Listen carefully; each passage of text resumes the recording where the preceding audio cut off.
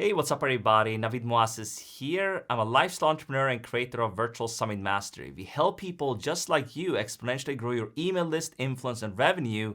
And today I have a very special guest on. Her name is Suzi Whitford, and she's a mommy blogger who helps, people, that are gonna start blogs. And she has built a very significant audience today of over 45,000 email subscribers, and she's generating over $40,000 a month. And she helps mommy bloggers, obviously, but she's gonna give a lot of tips here on how you can kind of implement some of the stuff she used and basically take you behind the scenes of her journey and give you a lot of actionable strategies here on this session. So with that being said, warm welcome, Suzi. Thank you so much, Navid. I'm so happy to be here. Absolutely. I mean, I kind of geeked out and checked out your blog, although I'm not obviously maybe in your target audience, but still, it's like some great content on there, like for your specific audience. And I know you're going to share some good stuff here. So maybe take us back a little bit on how it all started. You didn't have, obviously, overnight over 45,000 email subscribers. There was like this kind of the grind to get there. But I mean, kind of curious to hear kind of how you got started and how you started to build your email list, and I guess how you realized it was so important for you. Sure, definitely. So I'll tell you in a couple minutes just my journey, and then I'll share with you one tip that helped me grow my email list to 100 email subscribers within a week. So it was super simple and great tip that you can use for beginners. So I'm Suzi. I studied as an industrial engineer, worked for corporate companies, kind of taught website design and coding back in college. So I was a teaching assistant. So being in the online world and creating blogs and websites has always been natural to me. So I did my couple of years in corporate, became a mom, decided to stay at home with my babies, and then had this itch to still share my passion and my skills with the world. So I started blogging. Absolutely loved it. Started making affiliate income, grew my lifestyle blog, really, really liked it. And then my friends started asking me, like, how do I do it? What am I doing? So I started teaching my neighbors. They came over to my house and they would have their laptops, and I would teach them how to kind of like start their blog and set it all up and connect their email servers. So that's kind of how my blog grew. And then I switched more to helping more moms do this from home. And now my students are making a couple grand per month. So it's amazing. But just starting out in the beginning, we all start out with zero, right? We have nobody on our list. We're entering the online world and we're like, what do I do? Everybody's telling me to grow an email list. How do I do it? So even before I launched my blog, I had this really great idea to get content for my blog, to get more people aware that I'm launching something new, and to grow my email list all at once. So what I did was I had like a coming soon landing page. And on the landing page, it was something about, hey, if you want to be featured on my blog when I launch, submit one of your best mommy tips or parenting tips or whatever your niche is. Say, for example, you do fitness. So give me your best fitness tip.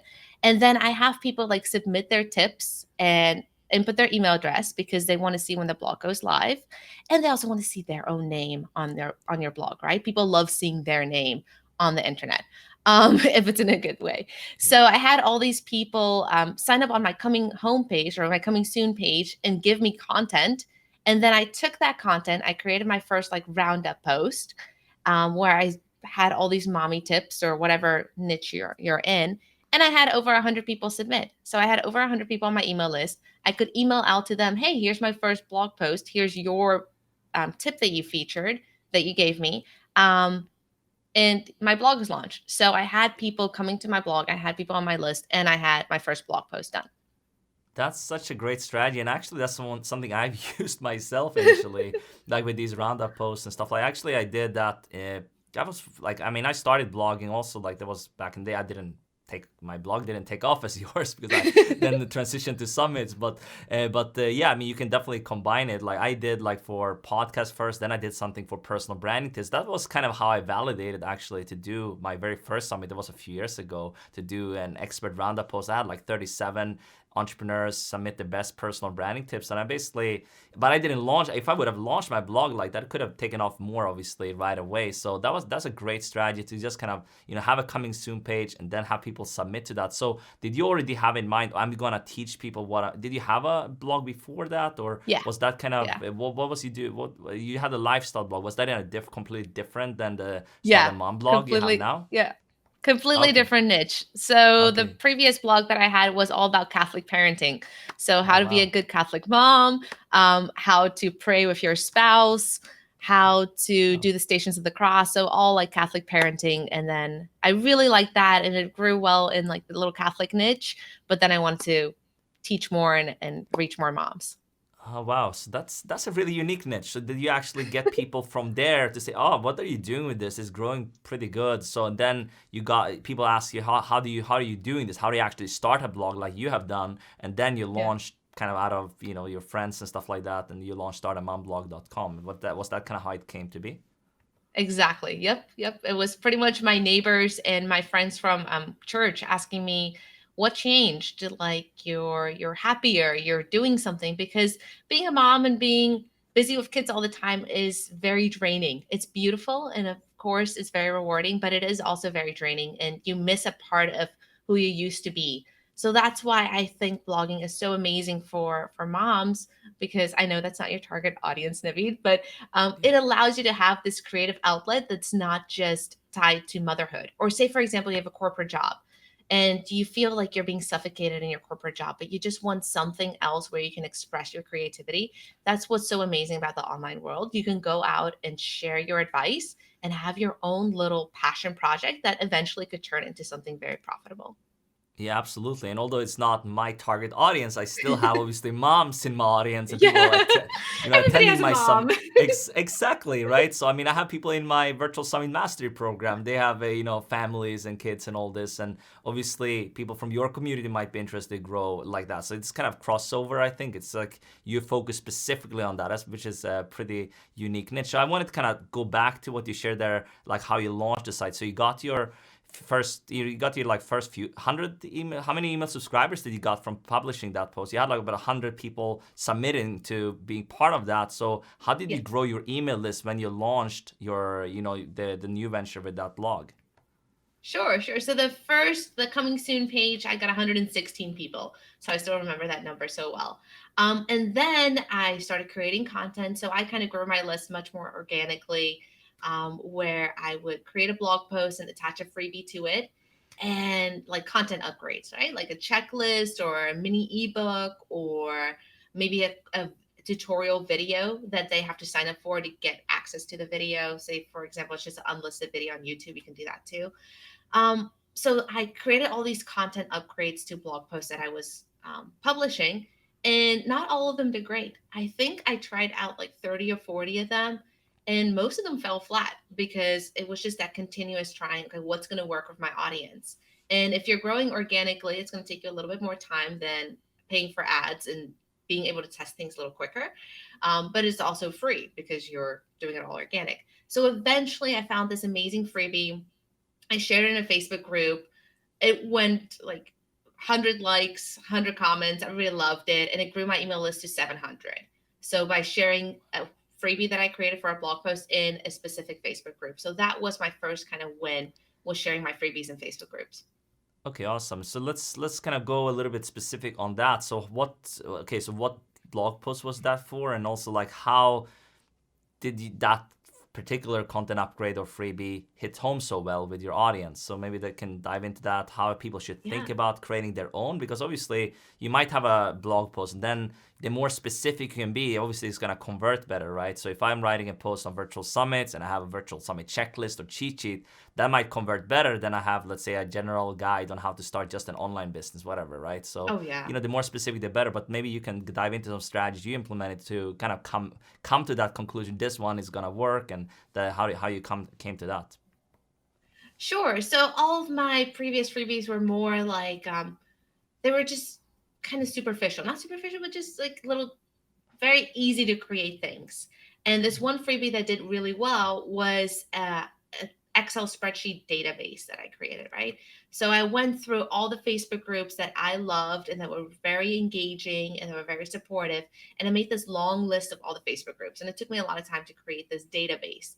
And then I converted it into this beautiful PDF with links to all the Facebook groups. And I shared that in a group of moms who want to be bloggers. And they're like, oh, I need a community. I need support. Where do I go? And that's why they loved my Facebook group list that I shared with them, because I took a lot of time to curate that big list and kind of make descriptions and what's their target audience. So I put a lot of effort into the freebie that made their life easier. So it wasn't just like, here's 10 things you need to do, here's like an entire database and a curation. And that's what people really like. So if you, and I've seen that take off well with other people as well, like creating a database of tools or a database of um, Pinterest group boards, people like that as well, or a pack of like templates, something where people like they feel like they're getting a quantity, like a whole bunch of stuff. Those freebies work really well. That's awesome. And also, obviously, people might, you could potentially even sell that, right? So it has a Mm-hmm. attached value to it. I think that's important. So people actually, because there's a lot of sites these days you can sign up for. I mean, people kind of get, they protect their email a little bit more these days, obviously. So you're going to have something worth signing up for. So if you have something of value like you created, and was that particular for kind of the mommy blogger Facebook groups that people can get more support on how to start their journey? Was there like a wide variety of groups you collected there? Yeah, so it was a wide variety of groups that I put in this. Oh, sorry, in this table with descriptions, and people really liked that because it was an easy go-to thing. And that freebie helped me.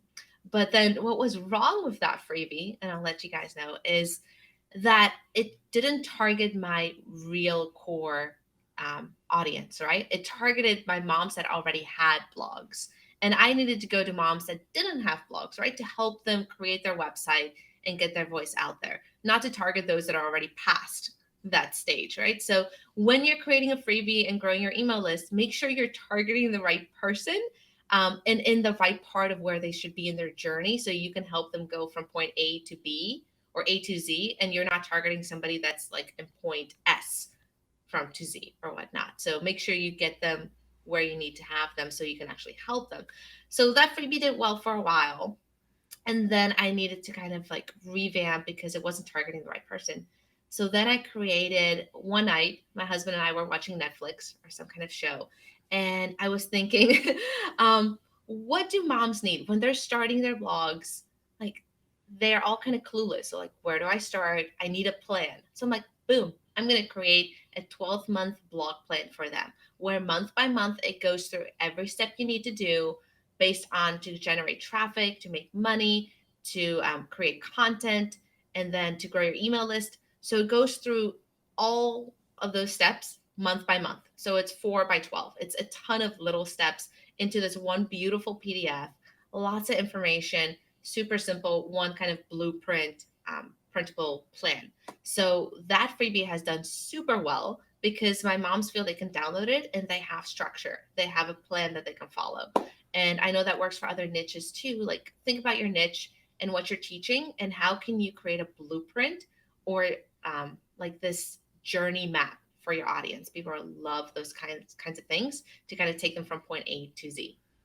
Absolutely, that's a great tip, and I think that's kind of what we have done also with for some of our stuff. Like we create different freebies, right? So we might have like a checklist on summits or something like this, and that helps them obviously with kind of getting started with that a little bit. But then you probably have that. What I wanted to get into as well, it's like how you made it fit within your products later as well. So maybe Oh when yeah. did you get in mind, like have in mind, okay, I'm gonna monetize this audience. Obviously, you had maybe affiliate links in the blog post and stuff like that. But okay, so you keep growing. Was there something you did to that actually? So yeah, you validated an idea for creating products for that audience too. So you actually had that in mind when you started. So you actually can build a list of buyers and not just kind of freebie seekers or whatever. That's not the people kind of you want on your list as much. So can you talk about that as well?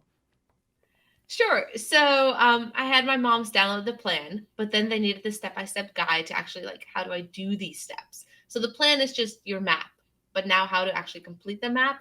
Then I first created my ebook, which was kind of a way to see, okay, they like the freebie. Let me create an ebook, a smaller product, and kind of validate and see if they're going to buy the ebook.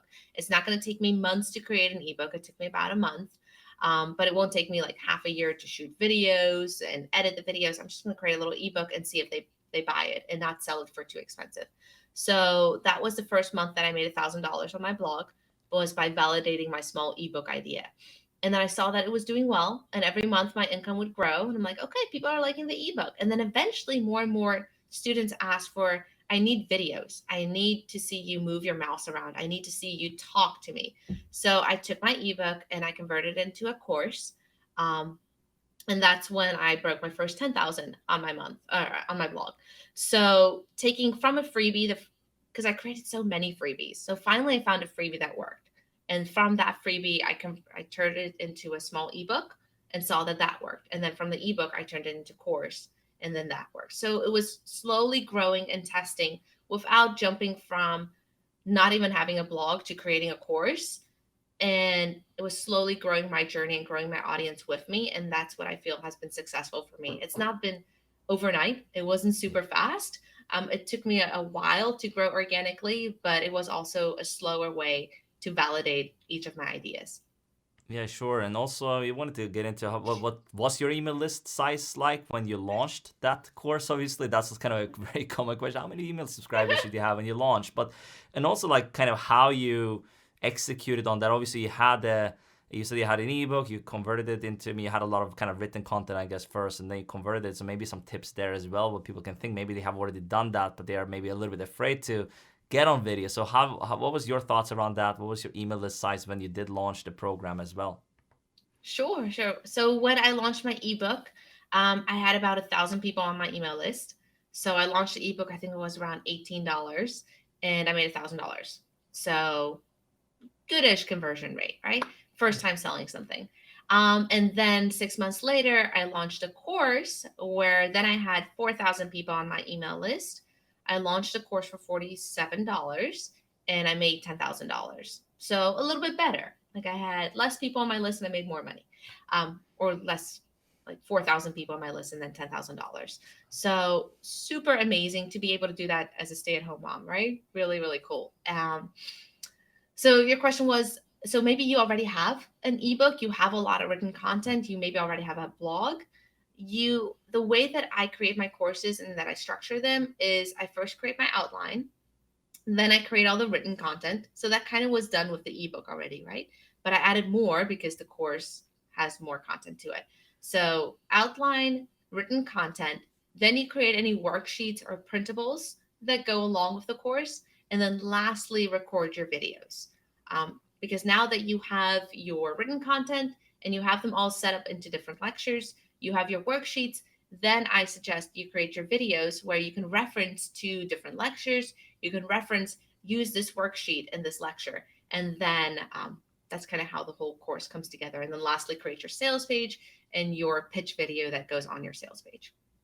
Yeah, it sounds simple, but obviously that came over time. Like you Yeah. had to reiterate a lot of things to kind of get the right targeting for your audience to kind of hit home on that. That's quite a competitive space. There's a lot of people out there trying to start blogs and stuff like that. But obviously you made it happen quite well. And it's not like, that's maybe important to talk a little bit about. You're not selling really advertising. At least I didn't see too much on your blog. Like you are mostly focusing on your own products and services, right? Is that kind of the Yeah. main revenue streams? Now maybe you can talk a little bit. What's your revenue streams? Kind of when you started, you only have that, and then you grew from there. I mean, you had some affiliate income. What does where does the money come from, basically?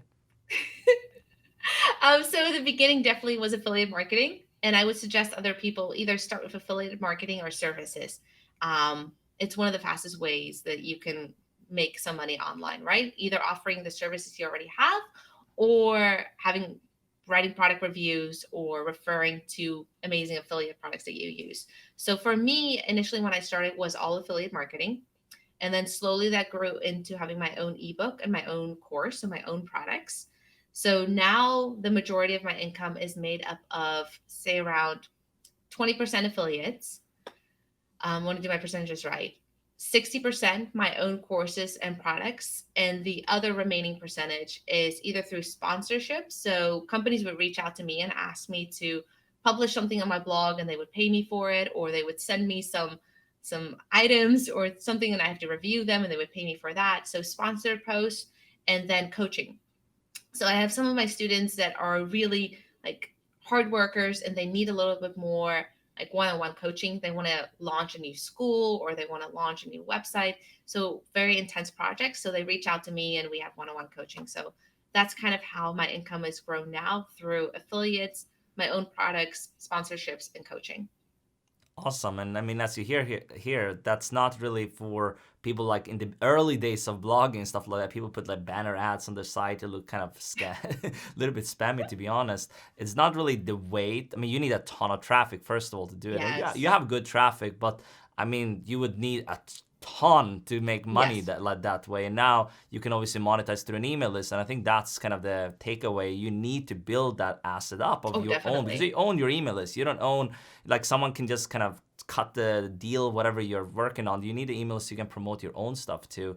And so, I mean, at that stage, you started to make some money with affiliate marketing, and did you do all of that at the same time early on with the list you had of about? I mean, you had a little over 1,000. Do you have a little over 1,000 people at that stage? How did you kind of take the list from that stage, I guess, to grow from 1,000 to 5,000 and then 5,000 to 10,000? Was that kind of just a slow grind, or did you change anything to get to that stage as well?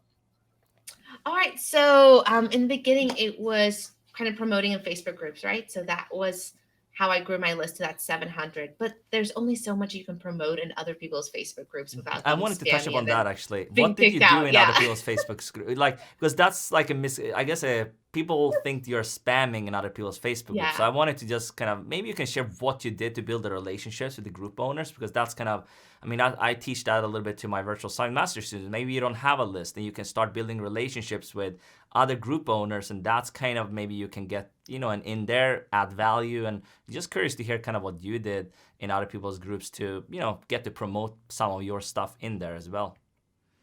Definitely, Navid. So that's a great tip, where you build a relationship with that group owner. Maybe you share something of theirs to your Facebook page or to your email list or whatnot, and then they allow you to share in their Facebook group. The way that I did it was, these Facebook groups actually had promotion days. So on Mondays, once a month or once a week, you can go promote in this Facebook group, or different Facebook groups had different promo days. They allow this because they know people want to promote, so they designate one day where you can go promote your stuff without spamming the board continuously. So that's what worked for me, like kind of looking at which Facebook groups work well for my audience and which ones have promo days, or then building that relationship with a Facebook group board owner. You could even maybe just come in, kind of like doing that joint webinar or any JV partnership where you offer value to their audience. Maybe you do like a live in their Facebook group, and you kind of just build your authority and help out the readers in that group. And then maybe at the end, you just mention, hey, I have this freebie if you want to sign up for it. So without being spammy, with just like helping and giving advice and value, that's how you can also kind of get your foot in the door in these big Facebook groups. Yeah, and also, I mean, as you've heard here, like, if you're watching, listening to this, like, you didn't really, like, I mean, the organic traffic. I mean, we can talk about that a little bit for your blog. You started blogging obviously on that, they started mom blog, and sharing good value, but takes a while for kind of organic traffic to kick in. So seems like you focus a lot on relationships. Obviously, getting first the initial 100 people. I mean, you did that kind of roundup post on your site, getting some of them to share it. So that was kind of referral traffic from them, and then Facebook groups. So again, you're getting referrals from there. People coming from other people's groups. So what changed, like going from 1,000 to 10,000? Did your blog traffic start organically kick in, or Yep. it was ranking, and then you focus again more as well on partnerships and other people sharing it? And share a little bit about that as well.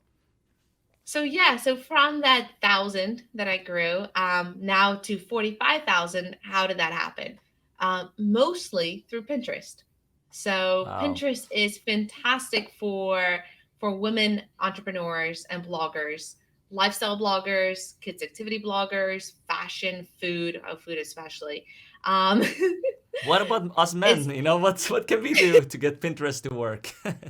maybe like beard oil or something Yeah, for your yeah, yeah, beard. maybe. I don't know, something fancy, or weightlifting. But yeah, there Yeah, are some men on Pinterest, but mostly it's a female audience. So I think yeah. like 80% of the users are female. So for me, Pinterest was my jam.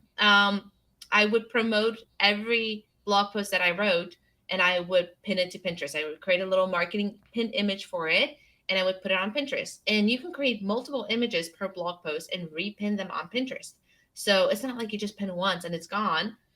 You pin every day. You pin this blog post with a different image, a different little description to Pinterest to get more traffic to that blog post. So for a while, I think it was in 2017, end of 2017, 18, I was ranking number one. If you searched on Pinterest for how to start a blog, I was ranking number one for that. So that really helped kind of grow my list, was Ah. having really good keywords and descriptions in Pinterest, which helped me grow that organic traffic out of Pinterest. And then like algorithms changed and so on. So somebody else is ranking number one now, which is fine. We all get our time. What are we Um, talking in terms of traffic for something like that?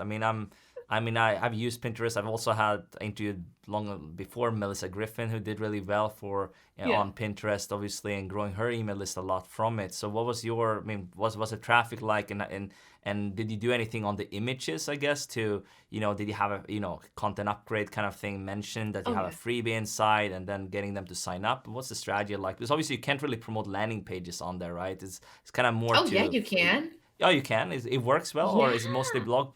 I thought it was only like blog. You can obviously, but I thought it doesn't convert as well as if you promote like free content to a blog post and then having people sign up from there. I mean, either way, curious to hear how your approach to this is, because that's kind of what I've heard before somewhere. Yeah.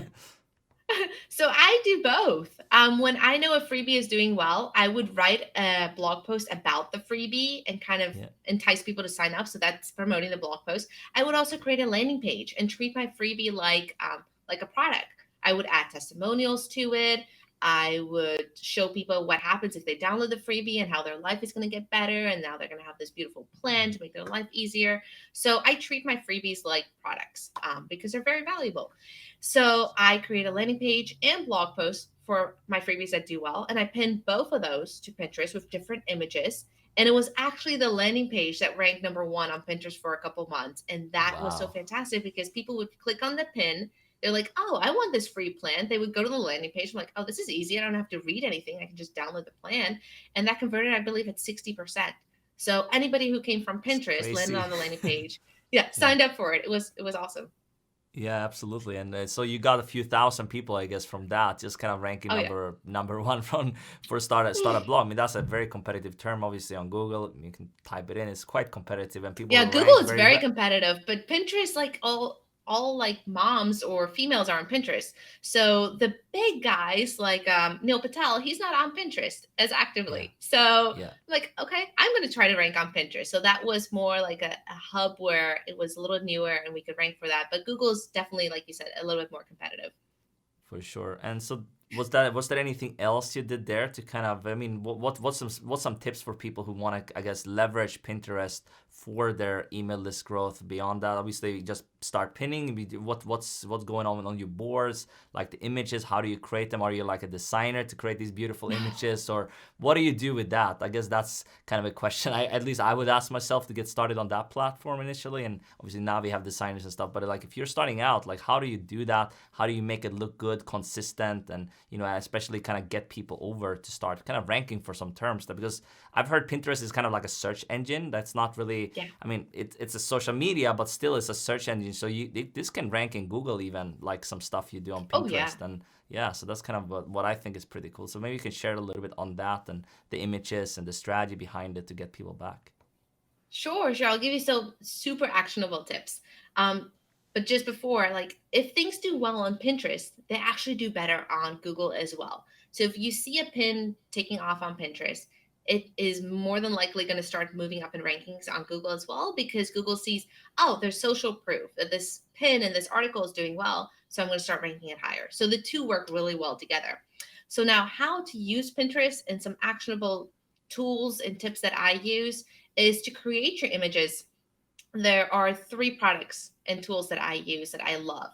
The first one, if you have no design skills and you have a business that's making a little bit of money and you don't mind spending maybe just a little bit to kind of generate tons of social media images that are already SEO'd for you, because like in the file name, if you put in your keywords in the file name, that's going to help it rank as well. There's a program called Relay That, and it's fantastic. You can put in your images and your title, and it will generate, like, spit out for you Facebook images, Twitter images, Pinterest images, blog post images within like 3 clicks. It's super simple. It's very easy to use. I highly recommend it for like agency work, or if you already have an established blog, or if you really want to use Pinterest and create a lot of pins really fast. So Relay That is fantastic. Then, secondly, I would recommend Canva. So, if you're brand new and you're just beginning, Canva is free. They do have a paid version, but the free version is very robust. You can create beautiful pin images or freebies or planners or printables using Canva. They have beautiful templates, and within like 10 minutes, you can create this freebie and test it out, add it as a content upgrade. And Canva has a lot of templates for you to use. So, Canva is really great too. And then lastly, PicMonkey. PicMonkey is great for like photo editing, creating logos. So if you don't want to spend $100 or more, or a couple $100 for a logo, you can go create it on PicMonkey. They have a lot of different designs and fonts and tutorials that you can use to create this beautiful image on PicMonkey. And you can also create pin images. So I highly recommend either using Relay That, Canva, or PicMonkey to create your pin images. Now that you have your images, you want to pin them onto Pinterest, right? So you pin them onto Pinterest. You can either upload them directly to Pinterest or have them on your blog and then pin from your blog onto Pinterest. I would advise having a business Pinterest account so that you have rich pins. It just means that there's a little bit more information on the bottom of your pin and it looks a little bit more professional. And it's all free to have a Pinterest business account. So you can pin directly onto Pinterest or from your blog to Pinterest. I would advise kind of the same keywords that you're using in Google to rank for something. You include those keywords in your board descriptions on Pinterest, in your pin image descriptions, in your pin image titles. All those words tell Pinterest what the pin is about, right? So it's displayed on the right feeds. So that's how you get them onto Pinterest. Now, if you have a big blog and you say you have 100 blog posts already and you have all these images, or you created them all with Relay That, which is super easy to create tons of images, do you really have time to go pin 10 images every single day to Pinterest? So you're a busy entrepreneur. Is there like something that can help you? And yes, there's a program called Tailwind. So Tailwind automatically loops your pins for you to different personal boards that you set up on Pinterest, or group boards, or even Tailwind tribes. So it's different ways, kind of like Tailwind tribes is like Facebook groups, but for Pinterest. So you can use Tailwind to loop your pins automatically to all these different boards, so you don't have to go and repin every single day. So those are my tips to help grow your Pinterest traffic. Wow, that's a lot there, but that's really valuable actually. If you implement that, you can obviously get started with it. It's more like, how do you stay consistent there? Do you mean you use is like with Tailwind specifically? So you spend like a few hours a week, or do you have an assistant now to take care of that stuff to kind of make sure it stays consistent? You can keep growing the traffic from Pinterest, and obviously as a result, grow your email list as well. Is that kind of your strategy today? Yeah. So definitely, I probably spend about an hour every week, and I go into my Tailwind account and I look at my pins and kind of see which ones are doing well, and I pin them to more boards or add them more to my schedule. And the ones that aren't doing well, I would delete them from my loop, and then I would go add any new ones that I create during the week and pin them maybe manually to some of my boards, and then from some of my boards, add them to my Tailwind queue. So about once a week, I go into Tailwind and kind of see if everything's looking good, and to make sure that the right pins are being repinned. And I'm not spamming any group boards or my own boards or Tailwind tribes, right? You never want to spam, because then people can kick you out, and you just kind of, that's not the way to grow, right? Just by throwing your stuff everywhere. It's kind of like helping and putting it out there at the right tempo and pace. Yeah. So yeah, Tailwind is super helpful. I still love to create my own pin images. I love using programs like Relay That, PicMonkey, and Canva. So I love the graphic side of creating pin images. when I was younger, I would create these scrapbooks, and I spent the whole summer creating scrapbooks one year. So I really like the graphic stuff. So I haven't outsourced that to any of my VAs, but I do have some of my VAs help me with Facebook messages, emails, and editing and writing blog posts, just because I know where my strengths are and what I want to focus on. Yeah, absolutely. I mean, this is great. So Pinterest, like that took it up. Would you say that was the number one source for email subscriber growth, like Yeah. overall, from like the thousand subscribers to like now 45,000? Or where else are you getting subscribers today from? Obviously, and then I wanted also after we kind of talk a little bit the strategy side, I want to see how, if you have any evergreen stuff going, obviously, for because it's important you get them onto your email list, but then have a follow-up sequence so you actually monetize Oh that yeah. list initially. So yeah, I want to dive into some of that. But like any other strategy other than Pinterest first that you kind Sure. of leverage for the growth? I know today I've seen on your Facebook you're doing more videos, for example. So would you say that that is kind of another thing you're implementing now, or is there anything else you want to share in addition? Definitely. So, kind of Facebook groups in the beginning, then Pinterest, then my SEO started picking up. So, it takes a little while for a blog to grow and kind of be picked up by Google. So, my SEO wasn't there overnight, but like a year or two into my blog, my SEO traffic started picking up, and that helped me grow my email list as well. And Did you then build my links to that? audience, Did you just kind uh, of before we get? Did you yeah, build a lot of links to your blog, like you reached out to others, or was like your blog was so popular in the space, so people just randomly linked to it? I mean, like we all wish that would happen, right? So people just start linking yeah, because it's so good. But like, did you do any? I mean, Neil Patel talks about that, right? You gotta build backlinks. You're gonna oh do yeah. link building, internal linking, stuff like that. So did you already kind of know about this stuff when you started the blog, or did you learn that over time that maybe that's gonna work for me? And share some strategies around that, how your blog eventually got ranking for some pretty competitive terms to get organic traffic. Thanks. So I kind of knew how SEO worked. So when I started writing my blog, I knew to interlink between my posts and to use good anchor text. So the things that were in my control and writing good, structured, and well-structured blog posts, I did.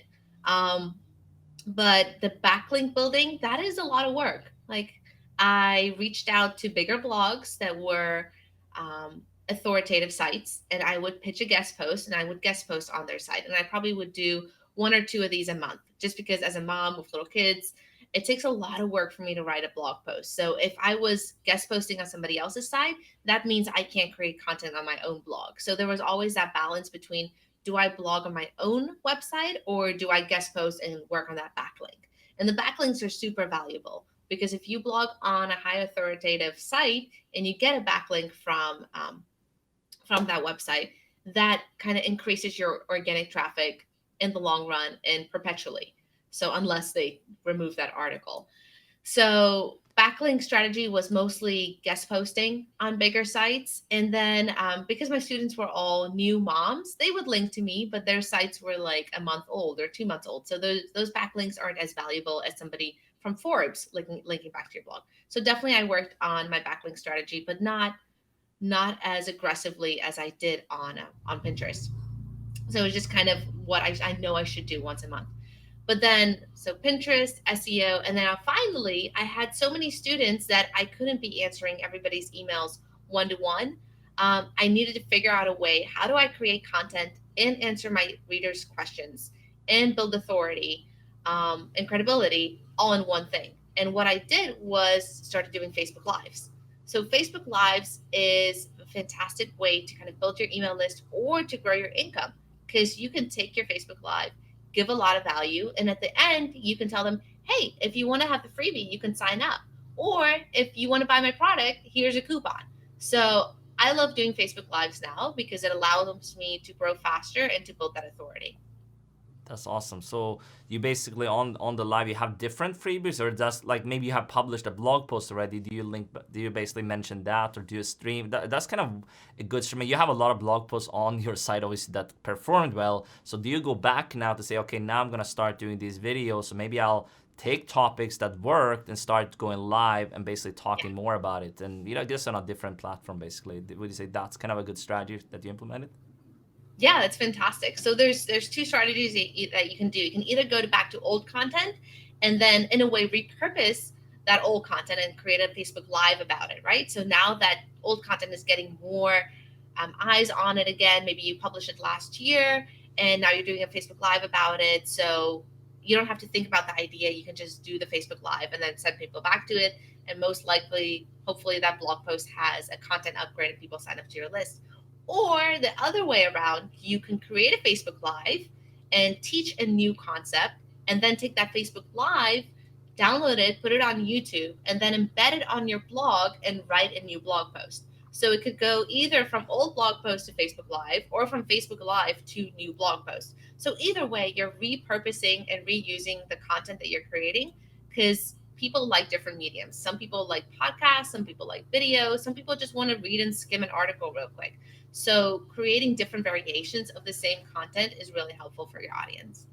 Yeah, absolutely. I mean, that's exactly what we are doing with our these, I mean, summits, for example. We are definitely repurposing a lot of videos to, let's say, some might be in a blog post format. We have had students who repurposed even summits into some podcasts or YouTube videos, like, and obviously on the, I mean, can be just basically, if you do a video, you can transcribe it. Actually, that's why I personally love videos so much, because Yeah. it can go all ways. Like you can transcribe it on rev.com, and then you can basically have someone, create these even freebies on it. You can create even some session notes or whatever you want to do with stuff like that. So, and we do a lot of that. We repurpose everywhere basically. So I love this strategy a lot. So are you on, just kind of before we kind of go into kind of how your funnels are working a little bit and kind of the evergreen side of things, are you also using any other social platforms? Like, are you on Instagram? That's kind of coming up a lot these days. Obviously, are you leveraging that as well? You said Pinterest, Facebook, any other platforms that you are using? Yeah, golly, Facebook, Pinterest, and SEO is keeping me busy enough. I dabble and play around on Instagram. Every now and then I try and I tell myself, I'm going to create this beautiful Instagram feed and this beautiful grid, and everything's going to be color coordinated. I'm going to have quotes on some images. And no, Right. it's just too much. It's too much work, right? I mean, you're busy enough with kids and everything you have going on. I mean, I can appreciate that, obviously. Exactly. But that's kind of a good either way. It's a good tip for people. You shouldn't start on every platform. You're not like a Pat Right. Flynn who can be everywhere right away. You need to start kind of where you are. I mean, start on one or two platforms right away and be consistent there, I think.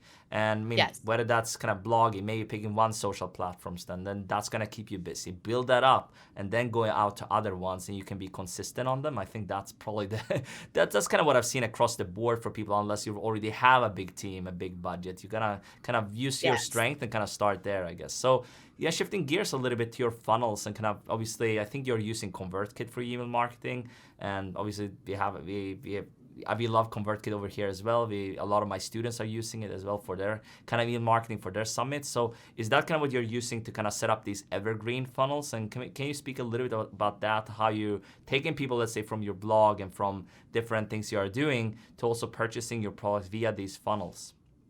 Yeah, sure. So people sign up to my freebie. I do have a one-time offer right after they sign up. So that brings in a little bit of income, right? So they get my ebook for a discount. So that's one part of the funnel. And then they get their emails, they get warm-ups, emails. I ask them a little bit more about themselves. I always include questions in my emails to kind of build that engagement. And then eventually they get the chance to, I try not to be very promotional in my emails. So I have a little PS line where I'm like, PS, if you're interested in buying any of my products, click on this link. And once they click on that link, they're put into a new sequence, which goes into a sales sequence. So not everybody who signs up into my email list gets to go through the sales sequence. They kind of have to opt into it. And it just makes me sleep better at night knowing that I'm not pushing emails and sales emails to everybody unless they ask for them. So that's one way that I use my email subscribers and get more sales. And then honestly, if you don't have you don't have to have the perfect funnels. Like you don't have to have perfectly A/B tested funnels. I know we all want to have everything like the perfect copy, the perfect sequence. But you know what works? Just running a sale once a month or twice a year. Just run a sale. And those people that didn't go through your funnel perfectly, or they're like, well, this is great. It's a summer sale. Yeah, I'll go ahead and buy it. Like sometimes I think we focus so much on like having these perfect funnels and just understand like how does the real world do it? When you walk into JC Penney's or Target, there's always a sale going on. So why not just offer a discount or often offer some kind of promotion to your audience, or a beautiful, wonderful summit where people can sign on and get free content and then kind of promote to them there.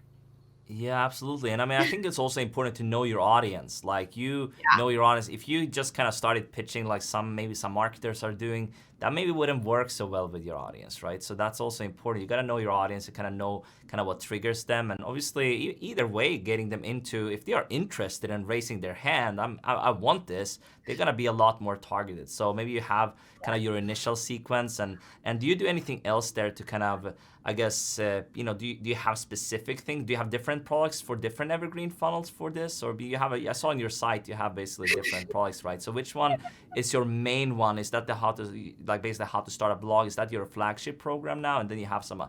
other products basically you're selling, and maybe talk a little bit about price points that's working also in your funnels for that. Sure, sure. So I definitely have my beginner bundle that works really well. Through my welcome series, when somebody signs on, they can select, are they beginner or are they more advanced and they already have their blog set up. Nice. So there's two different links, and then depending on what they click, they go through a different sequence, right? So at least that splits them into two different camps where kind of using the ask method, trying a little bit, where I have different sequences for my beginners and different sequences for my more advanced users, and they get different products and offers depending So you on basically what funnel tag they go them down. there, right? That's kind of what I've Yeah, seen, like Pat Flynn do it. In ConvertKit, it's pretty easy. So if you're like having them sign up, and that's kind of an easy way of getting started with the Ask Method, just kind of for for you guys reference. yeah, We use it obviously in my business quite a bit. I've been a student of Ryan's for a while. So basically, in awesome. your first welcome email or whatever, you can like ask a question, or you can say, okay, if you can, they can self-select, and then you tag them, and based on the the answer, they get into a different sequence. Is that kind of how you are doing it right now? Yes, yes, exactly. It's super simple to use ConvertKit for that. And then the automations in ConvertKit is fantastic because you can kind of see where your people are and how they're moving from sequence to the next step and the next step. So yeah, that's definitely what I do. It's super simple and it works well. Awesome. And how, like, you mean you say you have different programs. So you have, how do you like decide kind of what to offer different people there, like in your funnels? Like, do you pitch different? Because I saw you have different things. We have a flagship program with the Virtual Summit Master. We have some different things targeted to that. But like, how do you decide on that, and kind of the price points for your different programs as well? Like, especially like speaking to your audience, you got to know like how much are they willing to spend, like what kind Yeah. of different levels, how do you take people through that customer journey basically for the different steps of your funnels? Sure. So everybody loves a discount, right? So I have my beginning bundle and my advanced bundle. I could technically, because I have 10 courses, have a perfect little funnel for each course and then funnel, depending on what they click on, tag them with, hey, they're interested in writing an ebook or they're interested in creating stock images, and then funnel them into the right product. For me as a stay-at-home mom with a very small team, it's just too overwhelming. So I try to keep it simple. And I've kind of noticed that throughout my blogging career, that I'd rather have something that works than something perfect that I never implement. So I have my beginning bundle, which is made up of my beginning courses, and then I have my advanced bundle, which is made up of obviously my advanced courses. And then I add them all together, and then together the bundle would say come to like $500-$600, and then I discount it either by 50% or more, because I get to that number where if I go through my analytics and I see on average what a user spends on my account or on my school, I look at that number and I'm like, okay, well, if I can at least get somebody to just spend this much, then I know I have what they would have spent if they were on my list for a long time. So that's kind of where I get that ballpark. Say, for example, I see most of my readers spend $80, right? Most of my people spend around that. I try to price a bundle around then I know that, okay, I've gotten what I would have probably gotten if I didn't put them through the funnel, if that makes any sense, hopefully. Yeah, yeah, totally. And then you're using Teachable, obviously, to kind of to take payments for your school and stuff like that, or for your courses. That's where you host your courses. And do you also kind of studied like your competitors a little bit, what they are doing? I don't know if there's, I mean, you have obviously a pretty big, blog in the space, but I mean, there's other people as well. Did you, at least initially when you started, there must have been other people around. Did you look at them? Okay, they have programs like, and then you saw a little bit. Okay, these are the price points. Would you say that you are right now above their level? I mean, you have obviously premium courses, or would you say that you kind of put yourself about the same range as the other people in the space? Golly, in the beginning, there weren't any bloggers actually targeting moms. Or if they were men, and the moms couldn't really relate. So it was a nice niche to have found. I try not to look at my competitors, Navid. It really kind of distracts me and it messes with my mindset, just to be honest. Like, and it also sometimes, if you look too much at your competitors, you can start thinking like their ideas are yours.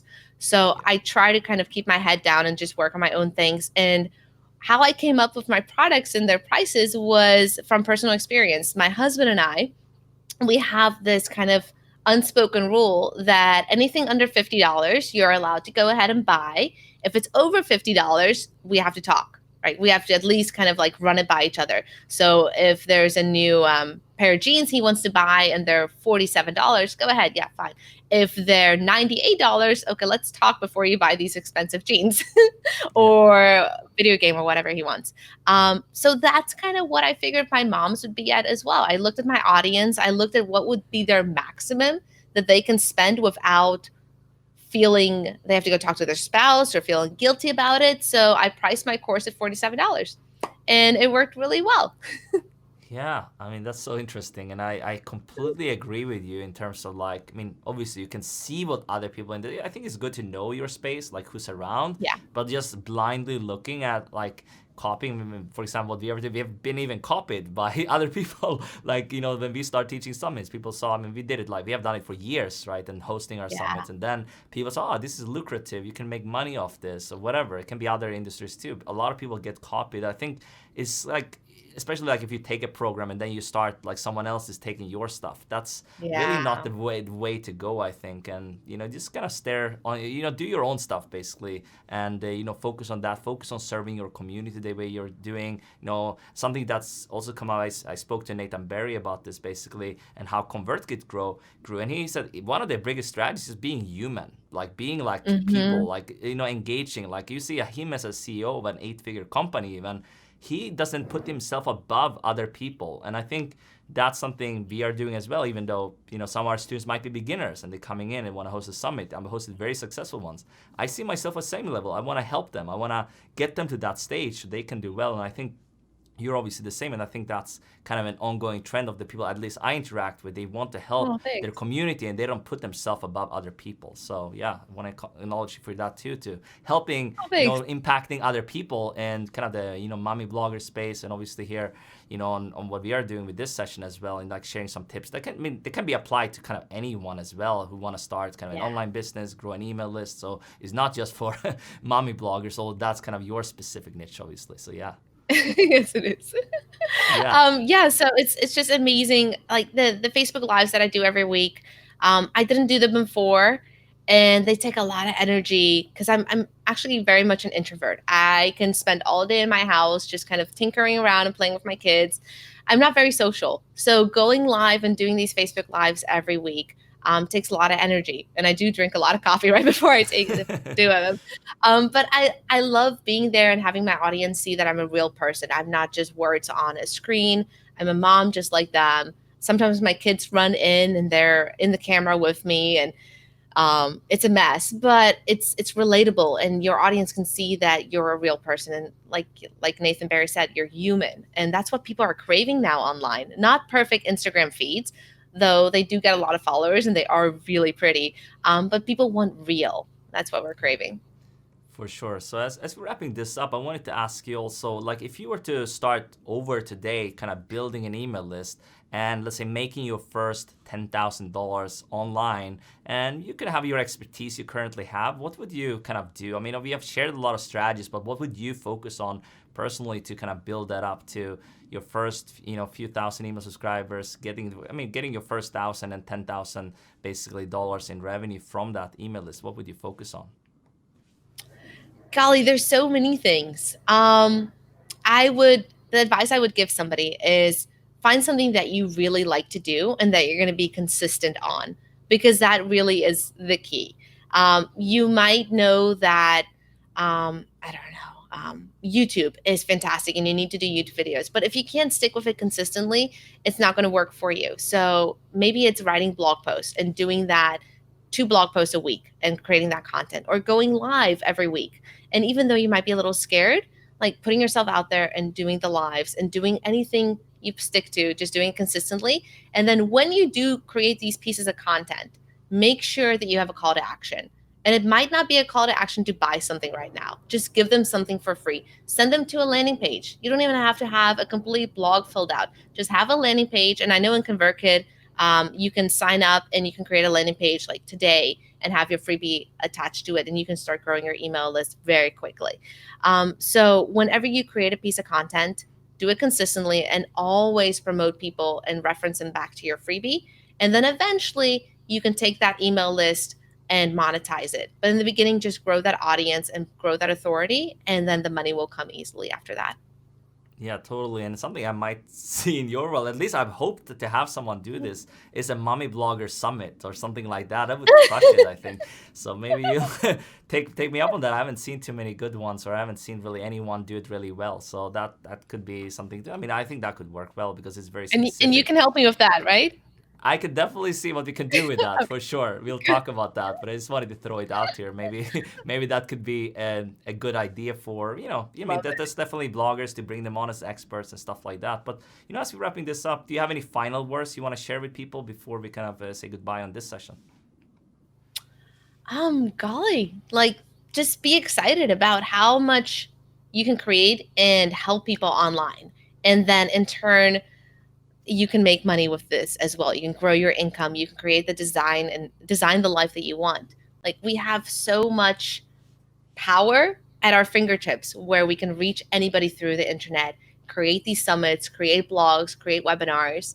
And it's just a fantastic time that we live in. So I highly encourage people to take action and embrace it.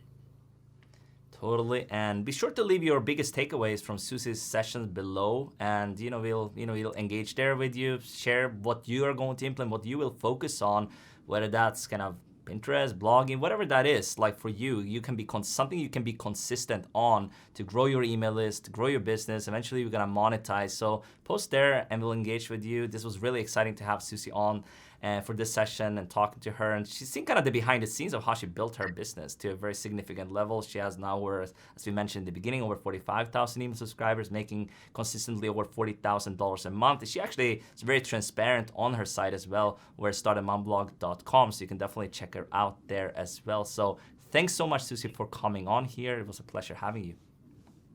Thank you so much, Navid. I really appreciate it.